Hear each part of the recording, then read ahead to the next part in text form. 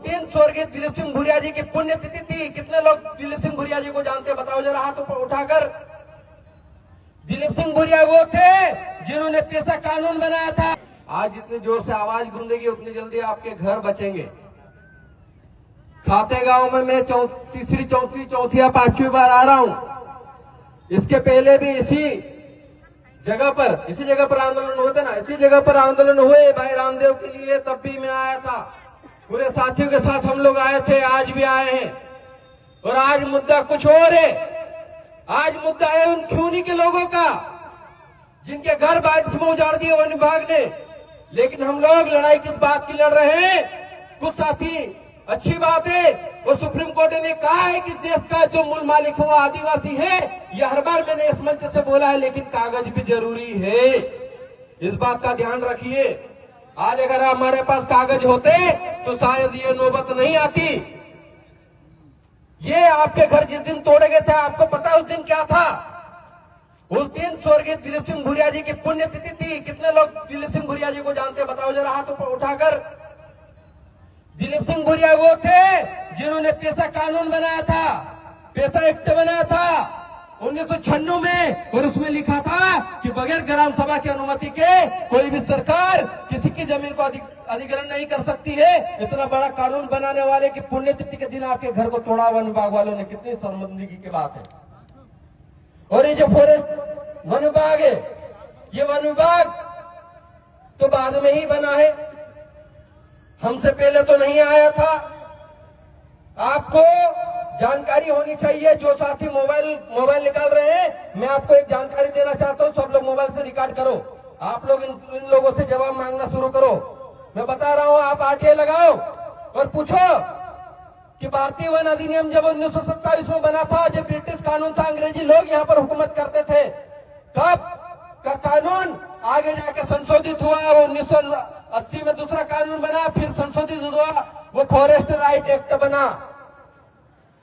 One अधिकार अधिनियम 2006 आपको पढ़ना चाहिए। तो वन अधिकार अधिनियम 2006 में भी स्पष्ट लिखा है कि ग्राम सभा की अनुमति के बगैर कोई भी सरकार या व्यक्ति या कंपनी हमारी जमीन को नहीं ले सकती और वहां के आदिवासियों को उनकी जमीन से बेदखल नहीं कर सकती। लेकिन हम लोग कभी प्रश्न, वन अधिकार अधिनियम 1927 क्या मध्य प्रदेश में जो अधिसूचित क्षेत्र है, यानी कि 5वीं अनुसूची वाला एरिया, रिजर्व एरिया, क्या उस पर वन अधिनियम 1927 लागू हुआ था? उसका विस्तारीकरण हुआ या नहीं? ये पहला सवाल।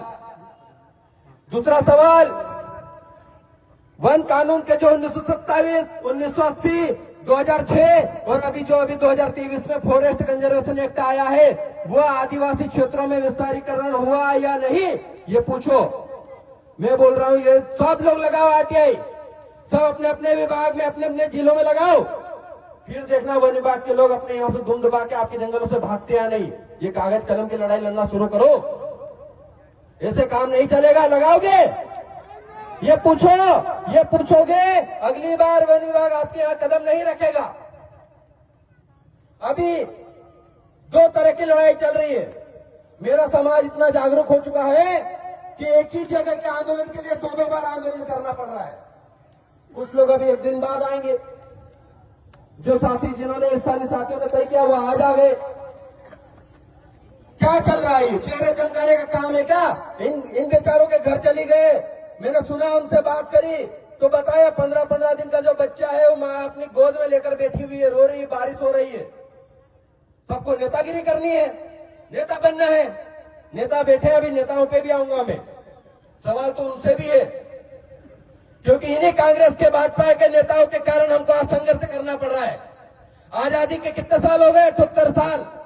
78 साल से पहले से हमारे लिए 5वीं अनुसूची बना, हमारे लिए ग्राम सभा का प्रावधान बना, उसको जमीनी स्तर पर लागू नहीं किया।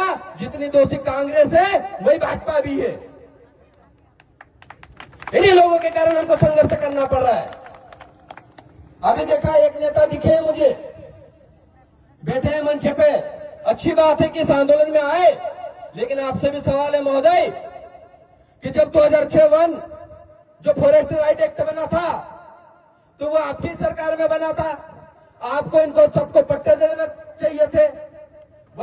अगर दे दिए होते तो आज हमारे घर टूटते क्या? टूटते क्या? आपके पास कागज होता तो टूटते क्या? ये गलती किसकी है? और अभी भाजपा की सरकार ने फॉरेस्ट कंजर्वेशन एक्ट ले आए, वन संशोधन अधिनियम ले आए, वहां पे ग्राम सभा को भी नहीं मान रहे। हम कानूनी लड़ाई लड़ेंगे तभी जीत पाएंगे, वरना सिर्फ आपका खिवनी के घर नहीं टूट रहे हैं, बुरहानपुर में भी घर तोड़े जा रहे हैं, डिंडोरी में भी घर तोड़े जा रहे हैं, नालछा में भी घर तोड़े जा रहे हैं, खंडवा में भी घर तोड़े जा रहे हैं। पूरे मध्य प्रदेश में वन विभाग का ये अभियान चल रहा है, अतिक्रमण हटाओ। जिस जंगल को बचाने वाले लोग हम, वहां पे वो जानवरों को बचाने के लिए हमको उजाड़ रहे हैं। वो जानवर जो कभी हमारे घर के पालतू हुआ करते थे, उनको बचाने के लिए आदिवासियों को उजाड़ा जा रहा है। ये गलत है, हम इसका विरोध करते हैं और हम चाहते हैं कि जहां पर आदिवासी रहता है वहीं पर उनके घर और वहीं पर उनके पट्टे दिए जाए। अभी सरकार के कुछ लोग आए थे जो एग्जीक्यूटिव लोग हैं, चाहे वो एसपी हो, कलेक्टर हो, क्या किया आप लोगों का? 10,000 रुपए देके चले गए। यही किया, राशन पानी थोड़ा बहुत देके चले गए। अभी ये लोग रहे कहां? इसकी क्या व्यवस्था है? इस पे कोई बात करी क्या? आपके लिए टीन शेड की व्यवस्था करी क्या? आपके घर में जो राशन था, आपके घर में जो पालतू जानवर थे, गाय भैंस, उसको वहीं पर छोड़ के आना पड़ा। कितना दुख का समय है। हमारे लोगों को नेतागिरी करनी है, नेतागिरी करनी, चेहरे चमकाने। सही लड़ाई लड़ो। मैंने कहा कि मध्य प्रदेश में अलग अलग जगहों पर यह वन विभाग का अतिक्रमण की कार्रवाई चल रही है, इसकी जड़ भोपाल में है। भोपाल में आंदोलन करो, लेकिन नहीं, भोपाल में आंदोलन करेंगे तो नेता कैसे बनेंगे? अगर आपका आंदोलन, मैं बोल रहा हूं, आपका आंदोलन अगर भोपाल हो जाता, आज ये दोनों आंदोलन होने वाले 27 या 29 के, तो पूरे मध्य प्रदेश के आदिवासी लोग जो जंगलों में रह रहे हैं वो सुरक्षित हो जाते। कम से कम 3 या 6 महीने की सहूलियत तो हो जाती। ये बारिश का समय जो ये हमारे ऊपर जो आया हुआ छत नहीं रहती, वो समय तो निकल जाता। तब तक हम आरटीआई लगा के वन विभाग से जानकारी पूछ लेते, लेकिन नहीं। ठीक है भैया, क्या करें? आज जो साथी आए, मैं आपको सबको सलाम करता हूं, जोहार करता हूं कि आप लोगों ने समाज के लिए आवाज उठाने के लिए आज यहां पर कदम रखा। अभी मैंने सोशल मीडिया पे देखा, कुछ लोग लिख रहे हैं कि 29 को आंदोलन में आओ तो तुम्हारा भविष्य तय होगा। अरे खिवनी के लोग उजड़ गए, उनके घर उजड़ गए, तुम भविष्य तय करने के लिए खाता गांव आंदोलन कर रहे हो क्या? सवाल पूछना चाहिए उनको। मेरी सोच सिर्फ आदिवासी को बचाने की है। हम लोग कांग्रेस भाजपा के पीछे लोगों बनने वाले नहीं है। हमने कहा है कि जयेश जो है, जयेश कभी भी कांग्रेस भाजपा के पैरों की जूती नहीं बनेगा, चाहे कुछ भी हो जाए। ये जयेश आदिवासियों के संवैधानिक अधिकारों की लड़ाई लड़ने वाला है। आज हम जब हम रास्ते से आ रहे थे दादा, खरगोन जो एरिया है, अभी 3 मोटरसाइकिल लेके बच्चे और युवा साथी और उनके साथ में बुजुर्ग थे, आए तो हमने कहा कि चलो आगे जाके इनको रोकते हैं। अभी खाते गांव से पहले रोका। मैंने पूछा कि यार आप लोग कहां से आ रहे हो? उन्होंने बोला हम लोग खरगोन से आ रहे। तो मैंने कहा इंदौर से क्यों आए? तुम इंदौर सीधे बड़वा से आ जाते। तो बोले दादा हमारा रास्ता देखा हुआ नहीं था, बीच में इतनी जगह बारिश हुई, भीगते भीगते कांपते कांपते आ रहे थे। मैंने पूछा कौन कौन आए हो? तो क्या कहा पता उन्होंने?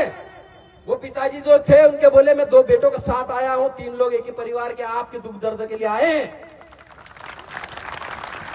उनका और आपका कोई रिश्ता नहीं है, आपको नहीं जानते वो खिवनी के लोग कौन है, उनको नहीं मालूम।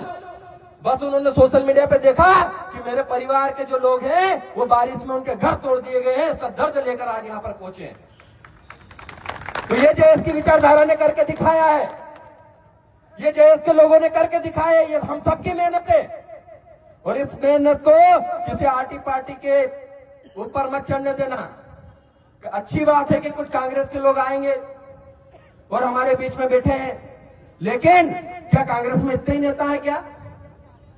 इतना ही नेता है क्या? अगर आदिवासियों की लड़ाई लड़नी है तो सबकी सब जाओ। तो आपको कहां भेज रखा हमने?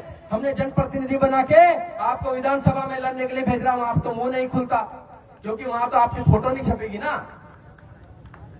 फोटो कहां छपेगी? जब आपके लिए ऐसे बैठेंगे तब फोटो छपेगी, फोटो खिंचवा के जाएंगे, कुछ नहीं होने जाना। आपको सही लड़ाई लड़नी है तो मैंने 2 प्रश्न बताए, आरटीआई के माध्यम से लगाओ। और जो बीजेपी के नेता है वो भी हमारे समाज के हैं, आदिवासी हैं, विधायक सांसद आदिवासी तो है ना, आदिवासी सर्टिफिकेट की वजह से सांसद विधायक बने हैं ना, लेकिन उनका देखो मुंह नहीं खुल रहा है, चुपचाप बैठे हैं, चुपचाप बैठे हैं, उनका मुंह नहीं खुल रहा है। अरे इतनी मानवता तो सब में होती है यार, कि जब किसी का घर उजड़ रहा हो और ऐसे बारिश के समय पे जब बारिश आ रही हो, वीडियो देख के रोना आ जाता है। जब छत्तीसगढ़ में कांग्रेस की सरकार थी, हजारों जंगल उजाड़ा जा रहा था, अभी हैदराबाद में कांग्रेस की सरकार है, वहां पे भी जंगल उजाड़ा जा रहा है। और मध्य प्रदेश में भाजपा की सरकार है, वो भी आपके घरों को उजाड़ रही है। यानी कि कांग्रेस और भाजपा एक ही है, एक नागनाथ है, एक तो एक सांपनाथ है। और ये आदिवासियों का कभी भला नहीं कर सकती। अगर आदिवासियों का भला करना होता तो इन 78 वर्षों में कर दिया होता, और आज हम लोगों को यहाँ पर इस खाते गांव की भूमि में, डाक बंगले में बैठना नहीं पड़ता। सही बोल रहा हूं या गलत बोल रहा हूं? अगर गलत बोलूं तो टोक देना। ये लड़ाई हमारे हक अधिकारों की है, ये लड़ाई हमारे अस्तित्व की है। जिनको हमने नेता बनाया, जिसको कांग्रेस और भाजपा में गए नेता बना दिया, वो एक हमारे लिए आवाज नहीं उठा रहे हैं। और ये नहीं चलेगा। अब आप लोगों को तय करना पड़ेगा, ये कांग्रेस के भाजपा के लोग जब आपकी सुरक्षा नहीं कर सकते तो इनको भी आप यहां से खदेड़ना शुरू कर दो, क्योंकि जब तक आप डंडा और झंडा मजबूत नहीं रखोगे ना, तब तक आपका काम नहीं होगा। इसलिए क्या करना है आपको? झंडा और डंडा क्या करना है? जोर से बोलो। झंडा और डंडा मजबूत रखना है। और इस बार बताओ कि कांग्रेस भाजपा की नहीं, जो जहां का है वहां के व्यक्ति की चलेगी, उन लोगों की चलेगी, उस जनता की चलेगी। नेता जनता चुनकर बनाएगी, तुम्हारे दिल्ली और भाजपा के नेता नहीं बनाएंगे। ये बताओ तुम लोग। मेरा विरोध करते हैं कांग्रेस भाजपा के लोग, खतरनाक, अभी और विरोध करेंगे। डरता नहीं मैं किसी से, ये कांग्रेस भाजपा वालों से कभी नहीं डरता मैं, क्योंकि इनकी नाक में दम कर दिया हमने कहा। मैंने यह सुना दिया ना, नेता बेटा, मैंने बताया ना 2006 का कानून किनके सरकार में बना था, बता दिया। और मुझे तो याद है कि आप जनजाति मंत्री थे भूरिया जी, आपको पता होना चाहिए कि संविधान के अनुच्छेद 338 का के सब पैरा 9 में ये लिखा है, जब भी लोकसभा या विधानसभा में किसी राज्य में नया कानून बनेगा तो सबसे पहले वो राष्ट्रीय अनुसूचित जनजाति आयोग में सिफारिश के लिए जाएगा, और वहां ये पूछा जाएगा कि ये जो कानून बना है वह आदिवासी क्षेत्रों में कोई प्रभाव तो नहीं डालेगा, आदिवासियों की रीति रिवाज रूढ़ी प्रथा में कोई विघ्न तो नहीं डालेगा। अगर आदिवासियों के 13-3 की जो रूढ़ी प्रथा है, उस रूढ़ी प्रथा को अगर वो नुकसान पहुंचाता है तो उस क्षेत्र में जो अनुसूचित क्षेत्र है, जो 5वीं अनुसूची का क्षेत्र है, वहां पर वो कानून शून्य हो जाएगा। ये लिखा हुआ है। अब ये भूरिया जी से माइक लेकर पूछ लो, आपकी अनुच्छेद मालूम है कि नहीं मालूम है, बस तभी पता चल जाएगा आपको, तभी पता चल जाएगा। हम साथियों सच में साथ दो, जो कि संघर्ष बहुत करना पड़ रहा है ना। मैं ज्यादा समय नहीं लूंगा, कम ही समय लूंगा, लेकिन मेरी शिकायत दोनों ही पार्टी के नेताओं से है, दोनों पार्टियों से है, क्योंकि इन्होंने आदिवासियों को नुकसान पहुंचाया। इन्होंने 78 वर्षों में आदिवासियों का भला नहीं किया। इसलिए आप लोगों को तय करना पड़ेगा कि या तो आदिवासी चले या तो कांग्रेस भाजपा चले। आप तय कर लो कैसे जीना है, कैसे रहना है, ये हम आप सबको मिलकर तय करना पड़ेगा। बस इतना ही कहूंगा। आप सभी को बहुत बहुत धन्यवाद। जोहार, जय आदिवासी। हेलो, एक नारा लगाएंगे, जय जोहार का नारा है, जय जोहार का नारा है। हम